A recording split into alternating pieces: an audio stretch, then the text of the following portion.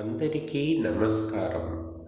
కోడుమూరు చెన్నయ్య దాసస్వామి వారి మహిమలను గురించి వివరించుకుందాం. వివరిస్తున్నవారు బాలసుబ్రహ్మణ్యం కలవలపల్లి. చెన్నయ్య స్వామి ఒకసారి శ్రీశైలం దండయాత్రకు బయలుదేరారు. దండయాత్ర అంటే దారిలో ఒక చోట నిలుచుని సాష్టాంగ దండ ప్రణామం చేసి శిరస్సు భూమి మీద ఎక్కడ ఆంతుందో అక్కడ ఒక గీత గీసి ఆ గీతపై నిలుచుని మరలా సాష్టాంగపడుతూ ప్రయాణం చేయడం. 100 మైళ్ళు ఇలా సాష్టాంగపడుతూ పోవలసిందే. ఈ యాత్రలో స్వామి వెంట ఆయన గురువు అచ్యుత లక్ష్మాంబ 34 మంది శిష్యులు ఉన్నారు. స్వామివారు ఈ దండయాత్రలో చాలా ఇబ్బందులకు గురయ్యారు. చివరకు శ్రీశైల భ్రమరాంబ మల్లికార్జునుల వారిని దర్శించి సేవించారు.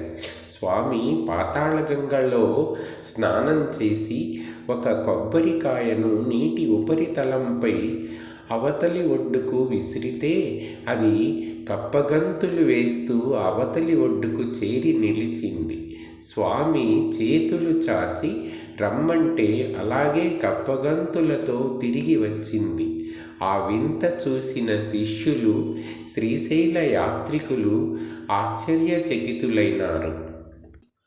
అలాగే మరొకసారి స్వామివారు ఒక పెళ్ళికి నంద్యాల వెళ్ళారు. అక్కడ కొందరు అగ్రవర్ణాల పండితులు, తార్కికులు, వేదాంత పారంగతులు స్వామివారిని పరీక్షించడం కోసం రచ్చబండ వద్దకు పిలిపించారు. స్వామి వినయంగా దూరాన నేలపై కూర్చుని ఆ పండిత మండలి అడిగిన ప్రశ్నలకు అనుభవపూర్వకమైన సమాధానాలు, శ్లోకాలు, పద్యాలు ఉదాహరిస్తూ ధారాధోరణిగా చెప్పారు. వారు మాట్లాడుతూ ఉంటే ఒక పాము వచ్చి స్వామి శరీరానికి చుట్టుకొని నెత్తిపై పడగ విప్పి ఆడిస్తుంటే పండితులు భయపడి పారిపోయారు.